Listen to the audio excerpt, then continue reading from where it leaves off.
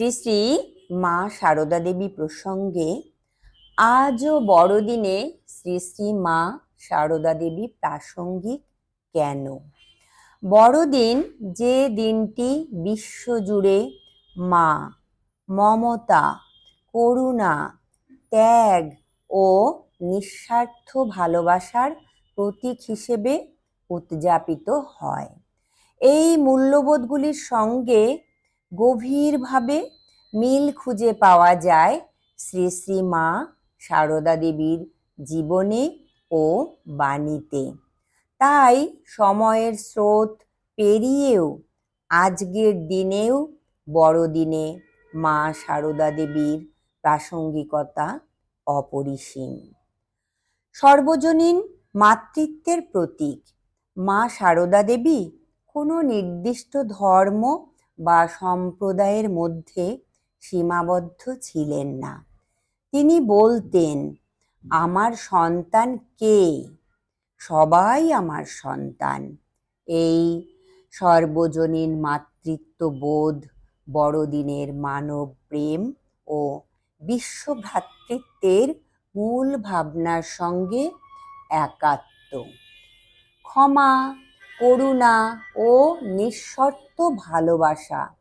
যীশুখ্রিস্ট যেমন ক্ষমা ও করুণার আদর্শ স্থাপন করেছিলেন, মা সারদা দেবীও তেমনি জীবনের প্রতিটি স্তরে নিঃশর্ত ক্ষমা ও করুণা প্রদর্শন করেছেন। অপমান, কষ্ট বা অবহেলা সব কিছুর জবাব তিনি দিয়েছেন আশীর্বাদে। সরল জীবনে মহান আদর্শ, ঝলমলে আড়ম্বর নয়। মা সারদা দেবীর জীবন ছিল অতিশয় সরল, কিন্তু তার আদর্শ ছিল অসীম গভীর। বড়দিনের শিক্ষাও আমাদের শেখায়, বড় হওয়া মানে ভোগে নয়, ত্যাগে। এই ত্যাগের পথেই মা সারদা দেবীর জীবন এক উজ্জ্বল আলোকবর্তিতা। ধর্মের ঊর্ধ্বে মানব ধর্ম।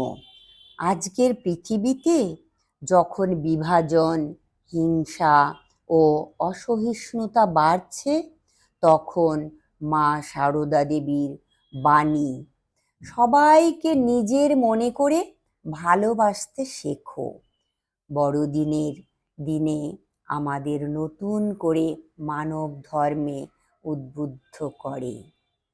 অন্তরের শান্তির পথ প্রদর্শক। বড়দিন কেবল উৎসব নয়, এটি অন্তরের শান্তি ও আত্মসমর্পণের দিন। মা সারদা দেবী শিখিয়েছেন, বাইরের জগৎ যতই অশান্ত হোক, ভিতরের শান্তি প্রকৃত মুক্তি।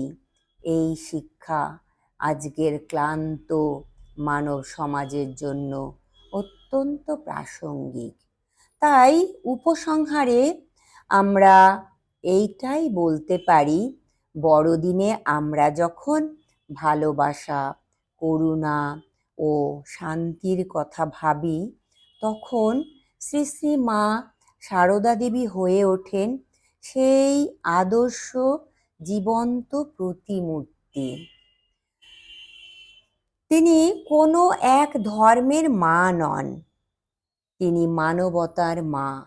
এই বড়দিনে তার জীবন ও বাণী আমাদের হৃদয়ে আলো জ্বালাক, ভালোবাসার আলো, ক্ষমার আলো, মানবতার আলো। জয় ঠাকুর, জয় মা, প্রণাম মাগো।